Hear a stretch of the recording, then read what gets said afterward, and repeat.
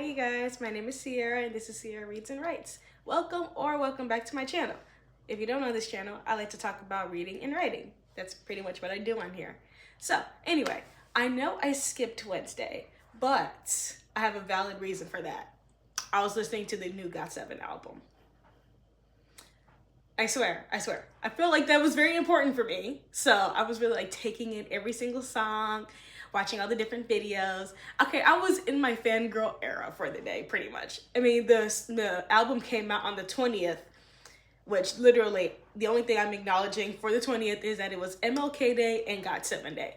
Anything else than that, I do not care about. So, therefore, for 2 days, I was essentially listening to the album.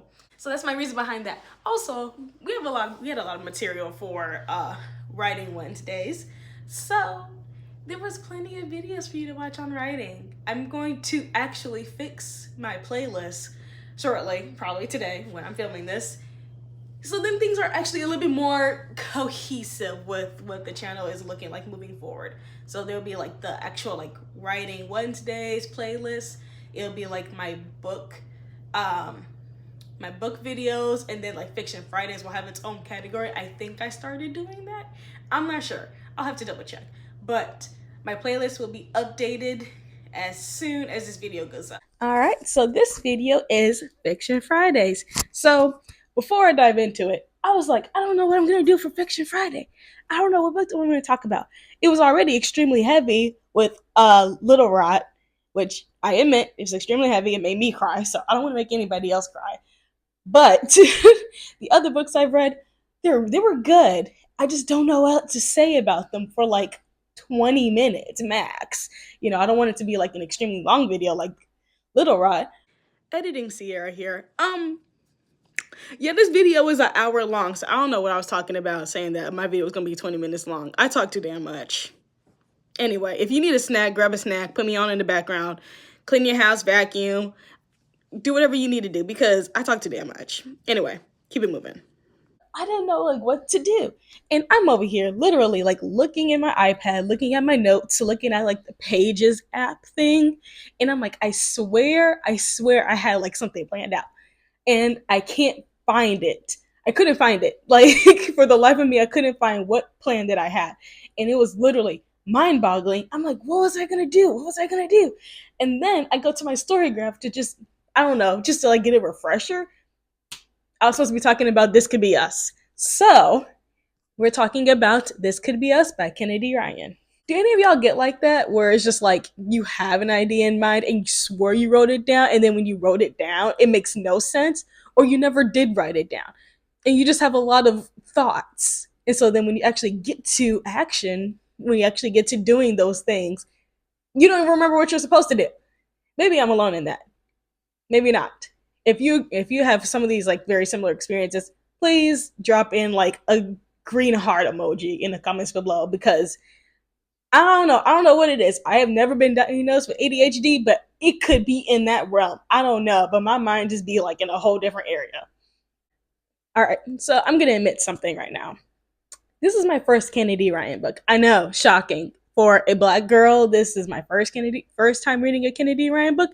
I technically it's my second time. My first time was reading Flow, and that was like last year. I think it was last year, sometime then. And I didn't vibe with it. I just didn't like it at all. But that's not to say that Kennedy Ryan doesn't write well, because I hear amazing things about Kennedy Ryan. And I'm like, see, this is the type of stuff that I'm looking for in my romance books. I'm looking for like, it's sad to say, but I'm looking for like grief. I'm looking for sorrow. I'm getting for revenge. I'm looking for like any extreme like character arc, or even just challenges that the characters are experiencing within romance. Like there's romance, but there's also more of like the mental health aspects of it too. And like kind of like a survival mindset type of thing. I want a little bit of everything, okay, when it comes to my romance books. It doesn't have to be just straight up the romance. So when it comes to this book, I absolutely loved it. And I'm not shocked, because reading the premise of it, it was giving everything that I needed in my romance. cats. So, for those who don't know, this story follows Soledad, and Soledad is living a very good life. She has some issues with her husband, which all people who come from money experience. Everyone really experiences issues with the significant other, but she's experiencing some issues with her husband. He's become more aloof. He's become even like rude, like passive aggressive. And she's just like, what the hell is wrong with you? Like, I'm just trying to be like a good wife. We have 3 daughters, and you're literally like acting like a little bitch all the time. Like, what the hell is going on? Come to find out, some stuff's going down. So, I'm not going to give you all of the details, but essentially, in the first part of the book, there's 2 sections. In the first part of the book, you get the gist of what's going down in current time regarding her marriage, regarding her husband and what he's doing, um, and how that really impacts the family. So I'm just giving you a broad scope of that in the first part. It's really just a lot of it's pretty much like them living like in a castle. It's living like this nice life. There are a few cracks here and there, but she's trying to patch him up, trying to make everything look pretty again, trying to salvage, trying to keep a marriage alive, taking care of their daughters, that type of thing that she does as a mother. But then when you get to like the middle part of part 1, that castle is crumbling. Like it's so bad. Like everything's falling apart. Soledad is literally losing her mind, and rightfully so, because what her husband was doing was absolute trash. Well, this is Fiction Friday. I did give away everything in Little Rock. I give away everything in Their Vicious Games, which technically could be the first episode in a way. I did another one too. Anyway, I'm just going to tell you, her husband was not only cheating on her, but he was embezzling money from the company that he works for. And he embezzled $6 million. $6 million from his company and cheating on his wife. Like the audacity of this man. I forgot his name, but something tells me I want to say David, but I don't think it was David. What was his man's name? I didn't write it down.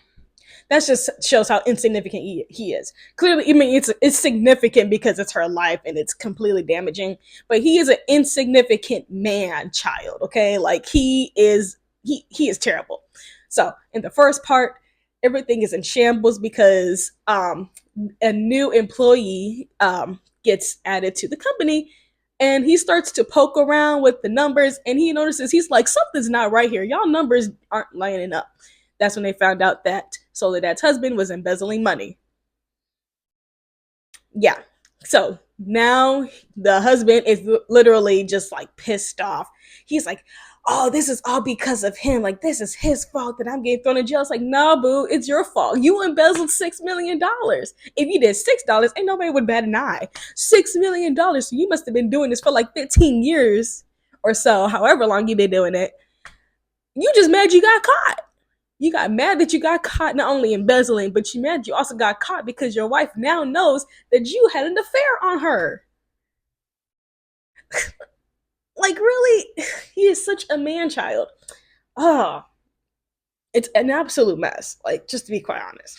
And yeah, so Soledad's just like really just trying to navigate the space of now her husband's being held pretty much being held in jail because he embezzled money, but everyone else at the company is trying to build the case. And so while she is in a fit of rage from everything going down, she trashes his shed in the backyard. And come to find out, the evidence of him actually embezzling money is in the framed jersey in his shed.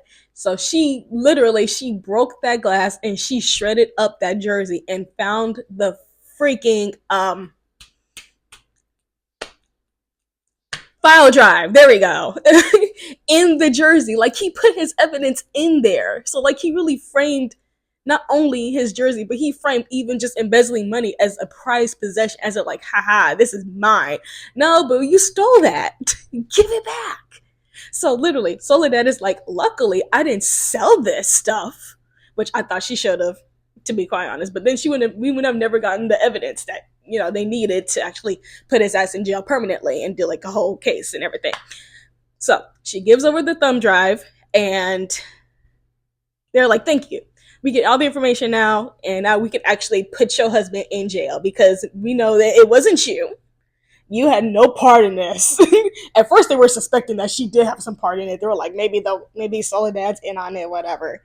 But she wasn't. So she was like, y'all can take this thumb drive, do what y'all need to do, and yeah, hold his ass accountable, put him in jail.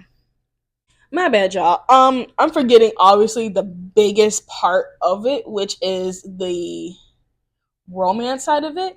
And the thing is, because my memory is so terrible, I don't remember this dude's name. So I'm gonna have to pull this up.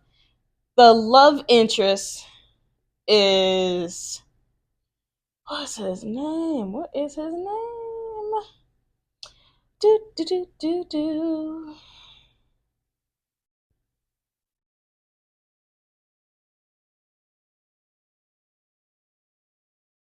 What is this man's name? Like, y'all not putting. Why can't they put that in the description of the man's name? Judah. Thank you. Someone put it in their review because I can't remember anything. So thank you, whoever this is on Goodreads. Thank you. So Judah's the one that found all this stuff out about her husband. It was like, yeah, the numbers ain't adding up. Everything's looking shady about this guy. But he also didn't like her husband either. We're gonna call him David. That's not his name, but I don't care. Look up the husband's name. Whatever. But yeah. He didn't like Judah didn't like David, and David didn't like Judah. Like, they didn't like each other already anyway, because obviously we know that David ain't it, and Judah saw right through him. But at the same time, though, at the I think it was like a gala dinner event thingy. It was like it was a holiday party. There it was, a holiday party that Soledad went to, and Judah and Soledad were having like a little bit of a moment. There was like a little bit of like spark between them. It was like a little. They weren't even like flirting necessarily. They were just talking, and that's when she was like, "Oh snap, you're the guy that my husband doesn't like," type of thing. And he's like, "Oh, that's your husband? Awkward." Then throughout this entire situation of her like losing her mind and dealing with not only David being in jail, but also trying to figure out how to tell her daughters, because one of the daughters, she is a complete daddy's girl. I think her name was like Iris or something. It started with an I. I forgot. I can't remember these people's names. There's only so many people's names I can remember.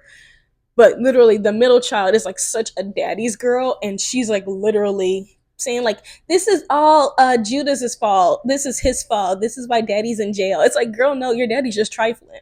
Like, let's leave it at that. But she's young, she don't know, whatever. But the oldest daughter, she's like, no, you're not gonna be treating mom like that. Like, come on, get it together.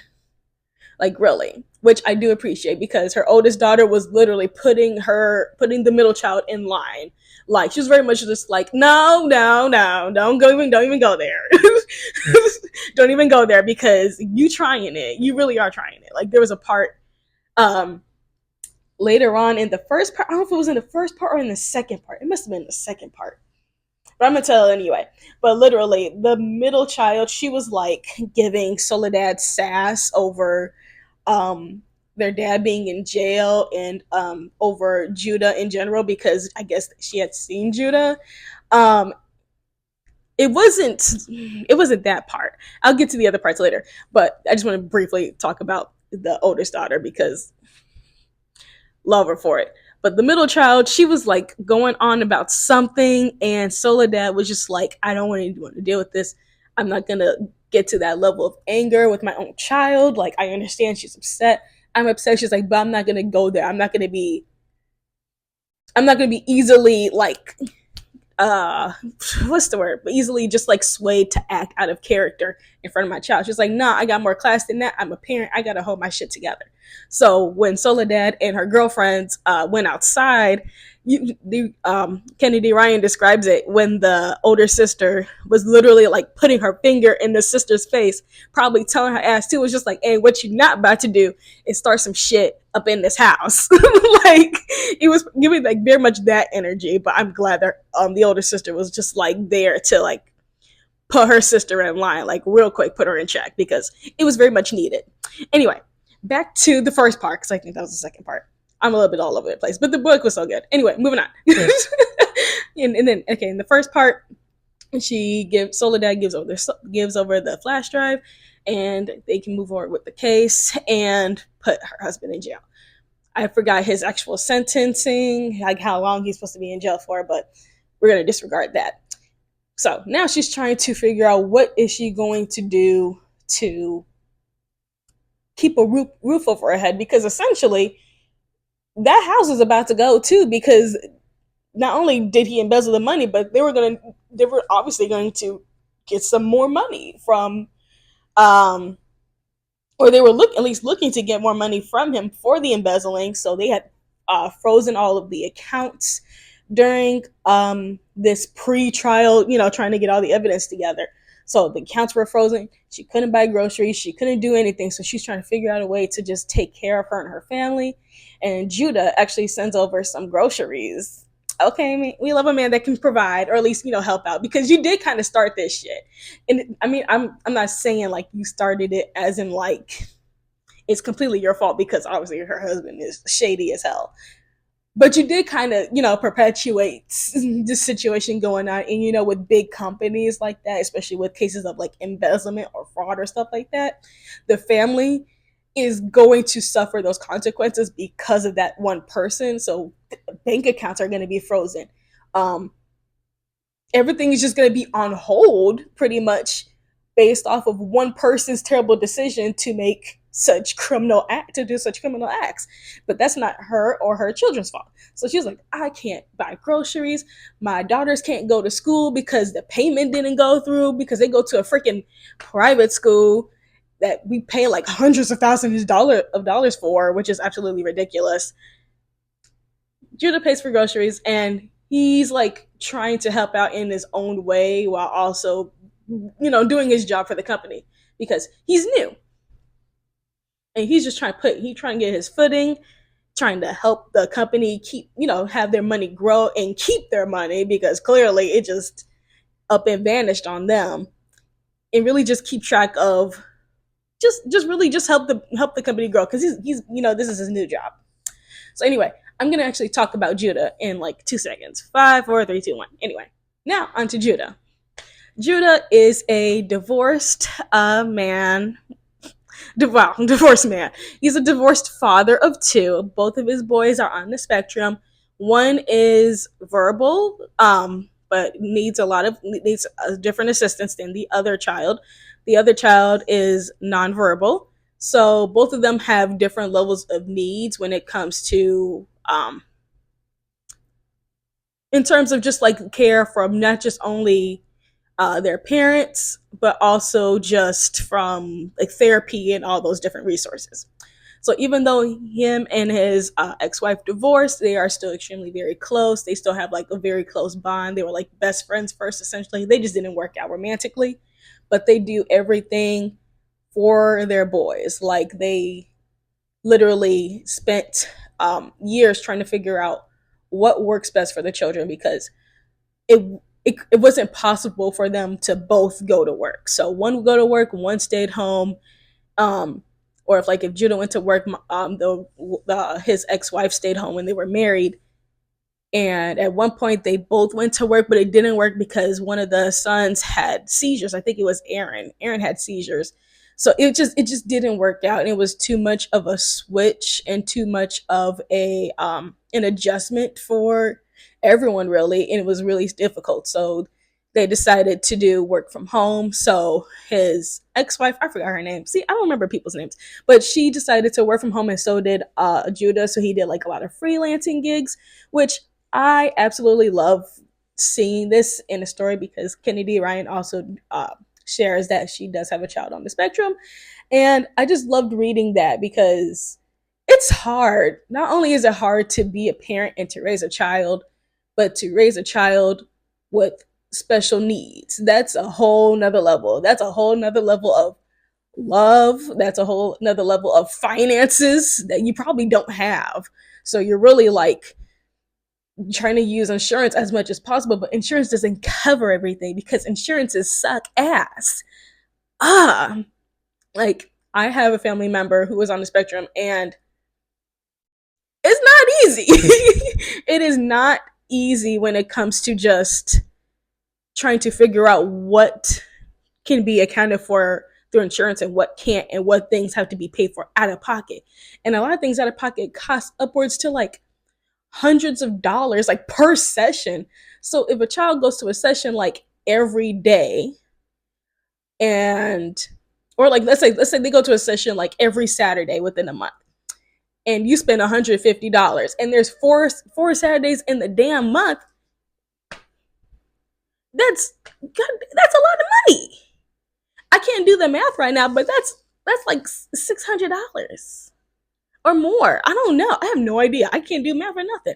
But still, that's a lot of money out of pocket in a month because insurance don't want to cover it.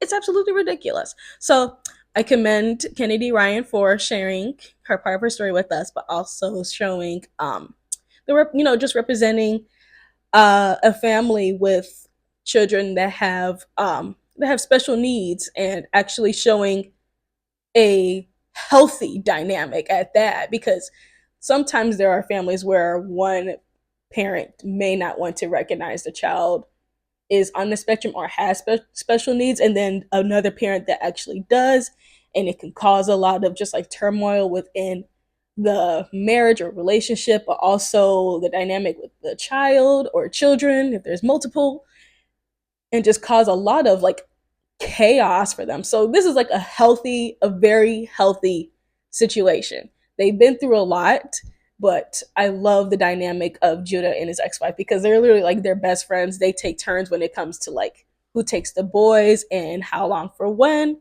So he normally gets the boys 5 days a week while his ex-wife gets them twice a week. And she's in a new marriage too, but everyone works together to help these boys out. These boys are I think they're like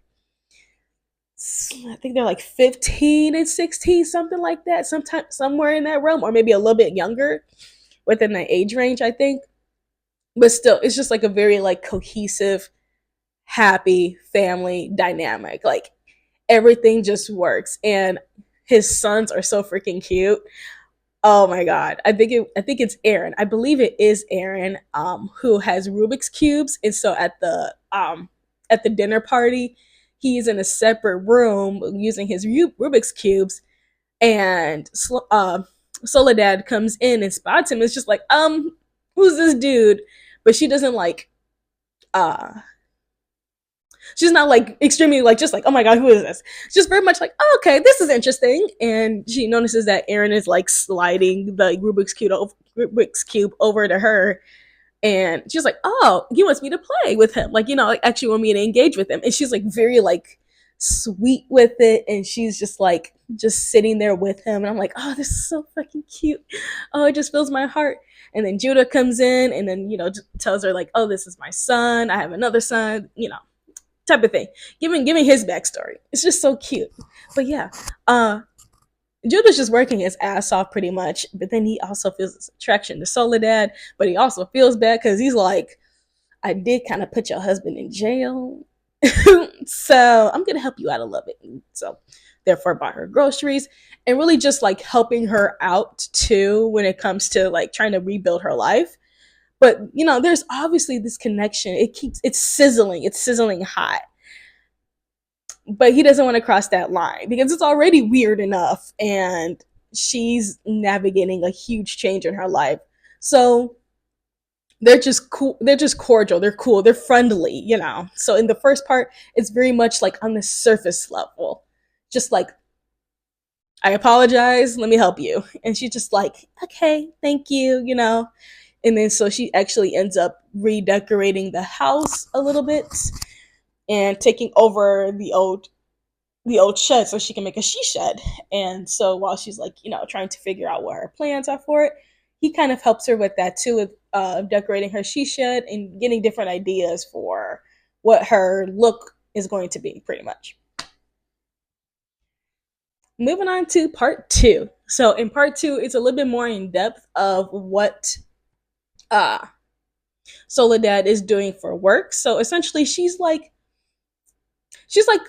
a Martha Stewart type of person. So she is very much like helping women with just like just giving women different recipes, um, helping out, just giving tips. Really, she's really like that go to girl. So she's using like TikTok, Instagram, whatever. I forgot. I think it's Instagram that she's using in the book, and her friends are like hyping her up. They love what she's doing. They're help supporting her. They're really getting out different foods too as well. So like she has like some pies that she makes. Or is it cake? Pie or cake, something. But she gives out but she actually ends up starts to selling food too as well. So she'll actually take the food over to her customers, or like, have her friends and family help her out when it comes to like shipping them out, pretty much. Like they'll go stop by houses and give them the food type of thing. Her daughters are now a little bit more calmer, especially the middle child. She's not as attitude ish as she was before, but there's still like an underlying feeling. To me, that's what it felt like. There was still like an underlying feeling there of just like her wanting to see her dad and like talking about him every now and then, but not to the point of where she's like literally like talking shit about Soledad to her or anything like that, like being like extremely rude. But there's still some weirdness with that in general. I will say that, but things are slowly looking up. She still can't. Um, I guess like she, not to say like she can't cover expenses. She's learning how to budget and how to actually like um pay for things, really, because she didn't have to before. So she's really taking into account how much she makes with each of her little jobs, with sponsorships. So she's really like figuring out um how to budget and which one, which expenses to focus on more so than others. So like making sure that girls at school is paid for. Um, Making sure obviously she covers like, getting groceries, all that type of thing. But she's like really like managing her money because now she's a single mother. Her husband's in jail because he's trifling, and but she's like really like stepping into her power of working for herself and being on her own. So she starts to actually talk to her followers and really discuss this self love journey that she's on. So she's really focusing on dating herself and loving herself because she's like, I've been with that man since I was like 19 years old and we have 3 kids together. I am not ready to step into a relationship. I'm not ready to make that move. I need to focus on me. Everyone, all of her friends, her family, everyone's like, yes, absolutely love that. Focus on you, girl. Like this is your time to shine. Even Judah is fine with it.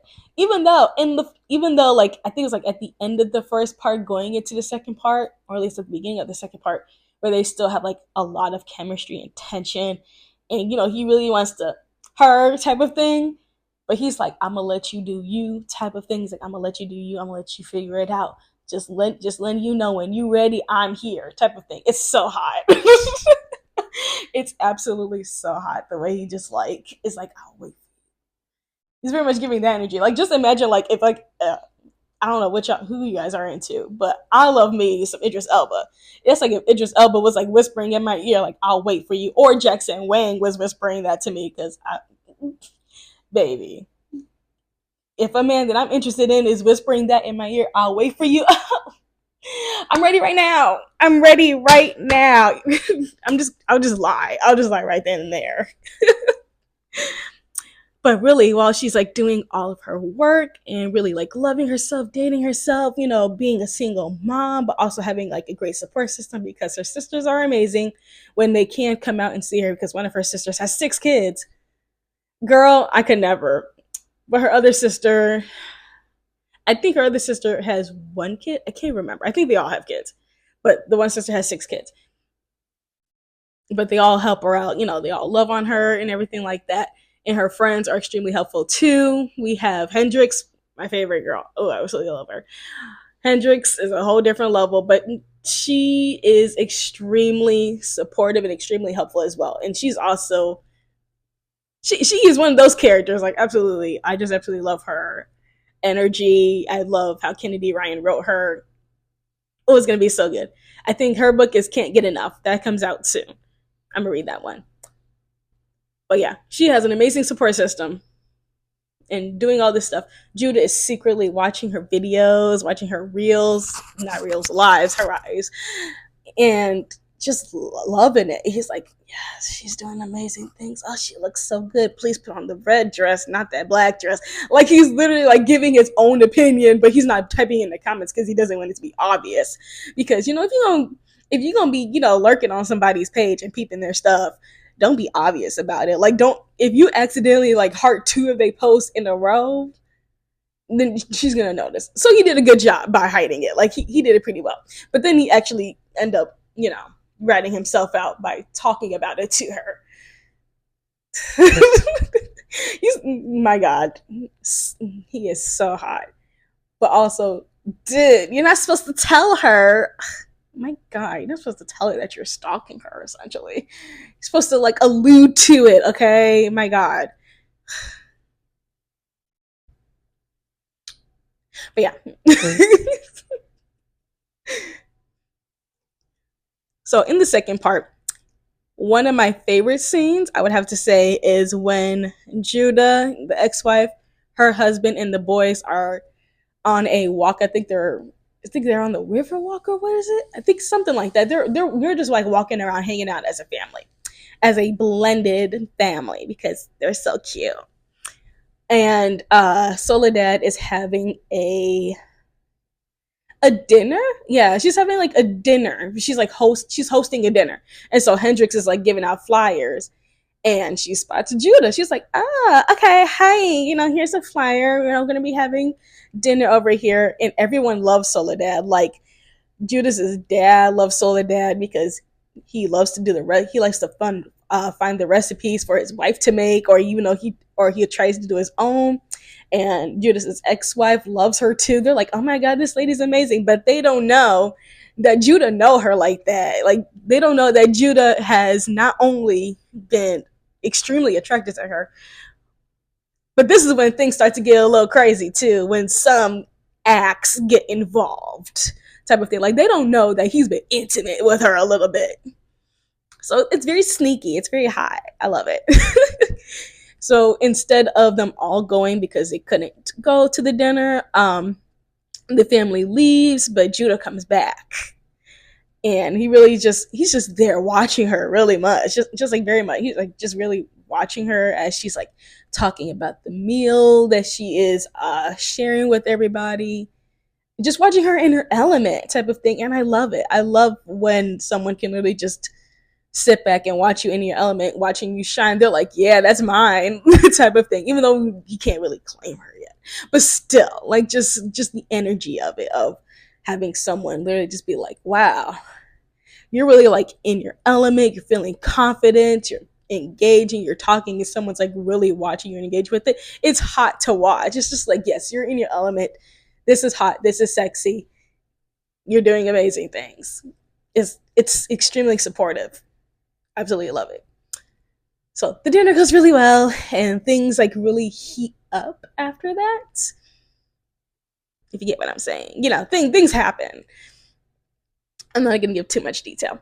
So yeah, things happen, and at one point when cleaning, they're cleaning, cooking, and helping out a another family that has children that attend the school that Soledad's kids go to, and just really helping them out because the mom has cancer. So it's just being extremely helpful, being part of the community. And Judah comes out to help too as well. And as they're by the truck and they're putting stuff away, getting ready to leave. Oh God, they have another moment, but then here comes Inez, there we go. Inez. Inez comes around the corner and essentially spots them. Yeah. They're not like, full on like making out or anything like that, but it's a very like intimate type of moment type of thing. And Inez like throws the shirt at her. It was just like, you forgot this, now, oh, here she go again. Here goes her attitude. Oh Lord. And I get it. Her family just got rocked. And automatically she's gonna side with her dad about who ruined the who ruined the family, who ruined her dad's name, because she's a child. She don't know any better. Like she literally can't like put it together herself and try to like have like a mature, responsible opinion of this situation because she's a kid. Of course she's gonna side with this little childish ass man who's in jail now. But anyway, now Soledad is like, and I got to deal with this part of things. Like, I actually have to tell my daughters that we are actually like a thing. Like, we're actually together, which is a whole different thing she has to deal with. Then, around that time, I believe before or after, I'm really just like giving like different parts of the book because I listened to this on Audible. So, and I was listening to this when I was doing stuff like putting my cousins on the bus and cleaning up and all that type of stuff. So it's a little bit everywhere. Hopefully you're getting some points across. Hopefully any of this makes sense and it actually sounds like a book that you want to read, or at least have you read. I don't know what I'm saying anymore. Anyway, Soledad ends up going to the jail. Oh yeah, that's right, because she ends up going to the prison to speak to David. That's not his name. I know y'all gonna be in the comments like, Sierra, that's not his name. His name is so so. I don't care. I'm calling him David because I just don't care to look up his name at all. She goes to the prison to talk to him, and she brings Inez. She brings the girls. All the girls go because Inez is like, I want to see my dad. So she's like, okay, fine. We'll go. Well, I'll go see dad. The thing is, though, David hasn't said anything about seeing the girls. He God, see, this is why sometimes some men, I'm not saying all, so no men come up in my comments talking about not all men. I'm not saying all men. I'm saying some men are complete and absolute trash. Like, you literally have this family. You literally have ruined your own family, your own namesake. You ruined everything about your legacy. And now you don't want to see your kids. Like, David don't want to see the kids, and now that the kids are there, he's like being emotional. It's like, oh, thanks Soledad for bringing my kids. You were acting like a bitch before anyway. Like, you didn't want to see them half the damn time. Like, you didn't call. You like he wasn't literally. Soledad wasn't even his first call when he got arrested. Like, nothing. He didn't want to talk to Soledad. Like, he didn't even ask to talk to her. He didn't ask, like, how are my kids? How's my family? None of that. That was never his priority. None of it. He was just mad that he got caught the entire time, and that pissed me off. So now he up in this jail cell crying, telling Soledad, "Thank you for bringing my kids." Oh my God, he is so annoying. I hated him. I hated him so much. And just as like things get a little bit weird because now Soledad is also telling him that, she's with Judah. And that already has a bad track record because Judah's the one that found out that he was embezzling money. So he's already mad now. He like, you with him? First of all, this ain't none of your damn business in the first place. You lucky she even telling you, because I damn wouldn't. Soledad is better than me. I wouldn't have told you a damn thing. You would have come out of jail, and if you did try to get back together with me, I'm gonna tell you then, this is my new man. Oh well. Like, I'd be that trifling. I would literally be that petty, but she's better than me. She also got to be better than me anyway because she's a fictional character and she got kids, so of course she can't be that petty. Fine, whatever. So as things get a little bit heated and David up in his feelings, she's like, "Okay, girls, it's time to go. we gotta go because yeah, it's time to go anyway." And technically it wasn't time to go, but it was also time to go because David was in his feelings, and technically they had like an hour to see him, and it only had been like 45 minutes. That just tells me you didn't even want to see your children. You didn't even want to see. You didn't even want to be part of their lives because literally you over here crying about finally seeing them when you've never called about them before, and then now that your wife, but she obviously like I think their divorce was finalized. I think so. I didn't really hear. I don't think I remember hearing much about their like divorce being finalized or anything like that. But anyway, that's besides the point. But now you over here mad because your ex-wife's new man is the man that put you in jail. Now you in your feelings. Now you're like, y'all gotta go now. You miss me with the bullshit. Like, he is such a child. Oh my god. I couldn't stand him. So, as Soledad is leaving with the kids, I think that, yeah, she was leaving with the kids. Um, the old mistress, Amber, I think her name is Amber. Amber comes up to the prison. And the thing is, Amber got something in her hands. She got something in her hands. I'm gonna get real close. I'm gonna get all up in your business right now.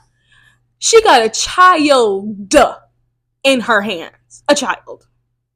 A child. A child.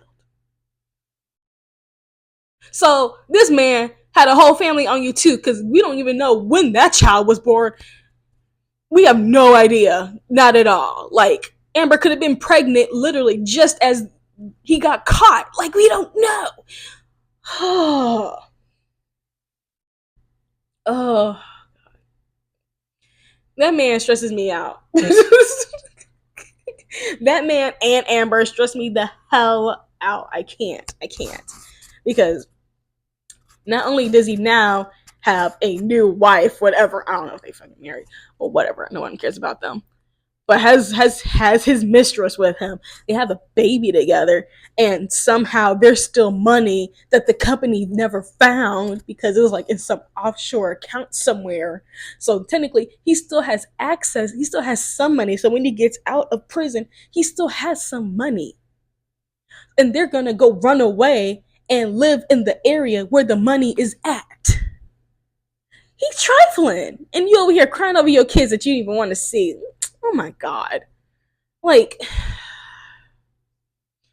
and Soledad is so nice. She's literally like trying to be the bigger person, obviously, be the responsible person, be the mature person, because every single thing that this man has put their family through, that has put her through, she has to deal with it all by herself. She had to tell her kids that their daddy was in jail for embezzlement.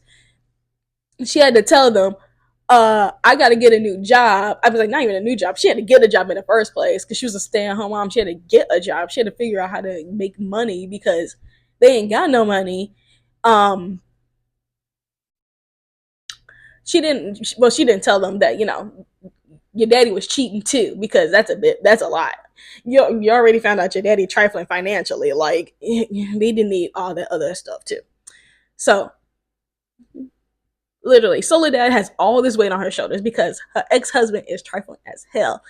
Done cheated on her, embezzled money, left her broke, and is literally, as soon as he gets out, not even planning to like apologize, not even planning to like give her some money in as a way to say like, my bad, y'all, here's some money. Nothing. He's literally planning to leave with the mistress and a baby. Oh my god. You're ghetto. He is so ghetto. Here's my theory. Even though this is not in the story, obviously. Here's my theory, though. My theory is that by the time they get to the other country and they have that money and live some other life, he's gonna find another hoe to mess around with. Like, it kind of reminds me of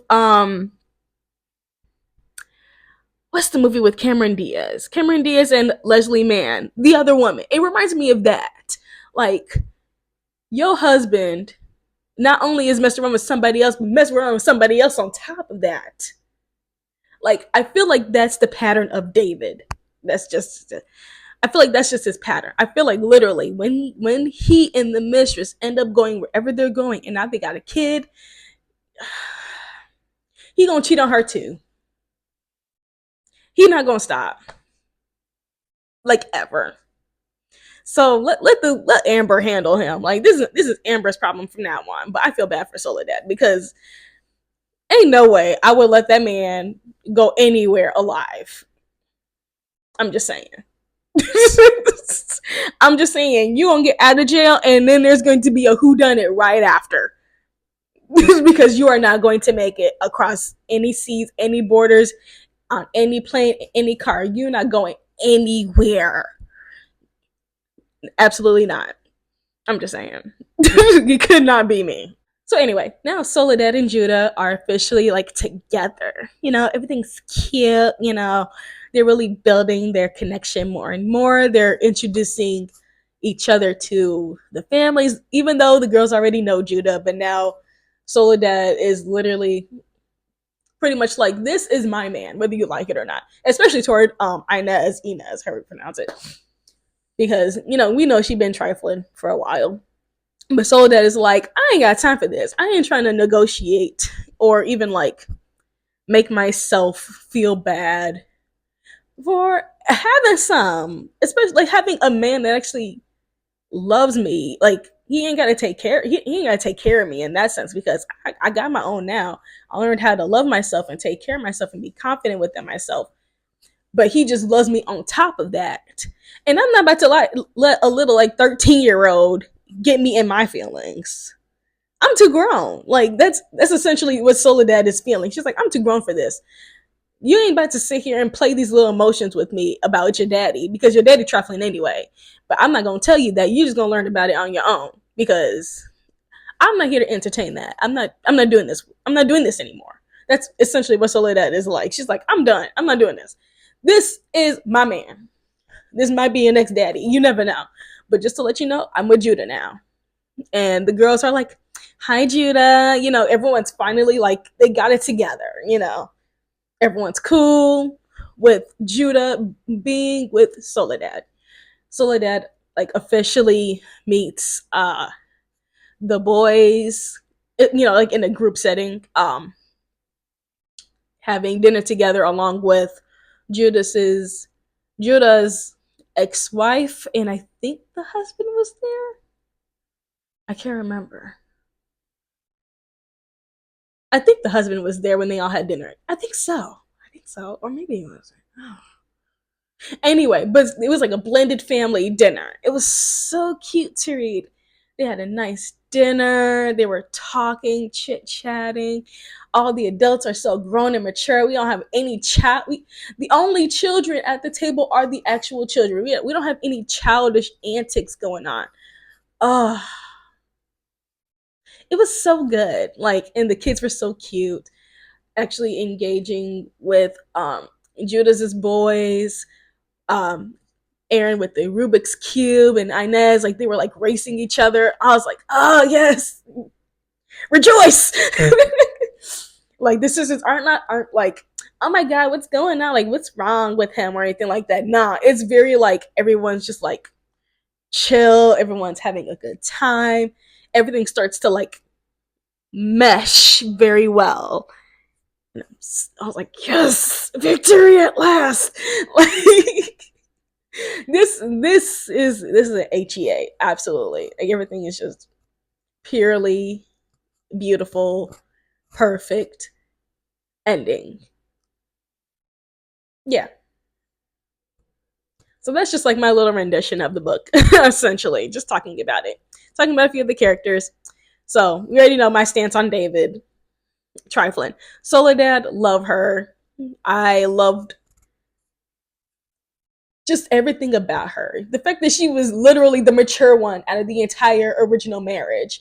Like, the one who stepped up. Like, obviously there were some struggles with her on her own of just like trying to figure out what to do next, but she took on she did what she's always done as a mother, which is to step up and be a mother, be a parent. Like, she already knew what she needed to do and what she wanted to do, which was to have a life for her and her daughters, to have a good life. And so to have that good life. She was like, I need to figure out something real quick, like right now, with our bank accounts frozen with this other mess. But she did have cash on hand. Thank God for that. She did have cash to buy groceries for a while before the accounts were unfrozen. But she did what she had to do, which I absolutely love her for. Because when I say sometimes with situations like that, it can break you. It didn't break her, and she also has an amazing team behind her. Her friends, her family, everyone is extremely supportive. Hendrix was like, I never liked your husband anyway. Like, just such a supportive group of people. And then with Judah, even though it was already like a messy entry into their connection and their relationship, he was still there for her too. Like, it was good. It was good. And the fact that she was able to connect even more with other families of students at her daughter's school, and being very much part of the community too as well. So I love that she had a lot of support system, hyping her up, everybody loving on her, everybody helping her out. Like, that's what she needed, and she did that. Moving on to uh, Judah. Love Judah. He had a hard job. He had a hard job, but he was just like, hey, something ain't right about this guy, about what's going on with this company. But he stood on that. He stood on business. And he also owned up to it. He was just like, yeah, this is my fault, so I'm gonna help pay for groceries. Like, he helped out in his own way too, but also gave her the space to he also gave Soledad the space to do what she needed to do for herself. Like, he wasn't like, nah, be with me. He wasn't like pushing all that, which thank God he wasn't. Because he's like, I understand. Because literally, he experienced that himself, even with the divorce of him and his wife and his ex-wife. He spent years single. He spent like 6 years single. He understands, like, after a marriage, especially with the shit that you've been through, he's like, my relationship was cordial as fuck. Like, we were fine. It was just an adjustment with, helping to take care of the kids. Hers was a hot mess. So he's like, I understand. You need a minute. I'm gonna give you a minute because this is wild. You need all the time that you need, girl. Like, you take your time. And while you doing all that, I'm gonna be right here waiting. Like, so sexy. I just loved it so much. So I appreciate Judah for that. I mean, like, literally. Uh, Such a mature man, unlike David. Like, I swear. So much better. So much better. What is your take on the book? What are your like character? How do I phrase this? What do you think of the characters? What did you think about the different parts? What is your input? I would love to know. Drop them in the comments below. If you want to break them up, do like a part 1 summary of what you felt and a part 2 summary of what you felt. You can do it like in sections if you want to, or just like one big ass paragraph, or just like a sentence or two. It's fine. I don't care. However you want to share, but share what you felt when reading or listening to the book. If you listen to it on Audible like me, I'm very curious. Was this your first Kennedy Ryan book, or did you read any other Kennedy Ryan books? Any recommendations for me? Because I already know I'm gonna read Can't Get Enough, but I just want to communicate, please. Like, I'm getting a few more comments on my videos, and I absolutely love them because I'm taking my time out to like, I'm literally responding and reading them all. But yeah, please comment below anything. I don't. You could talk about how much you hate David. You could literally comment on the fact that I can't get the dude's name right. Something. Yeah, let's just talk in the comments below because I feel chatty right now. If you can't tell. So that's it for this video. If you want to check out my other Fiction Friday videos, it should be up at the top. If not, I put something somewhere. Or you can just go to the playlist in general too when you go to my page. Yeah. So, and until next time, stay magical. Bye.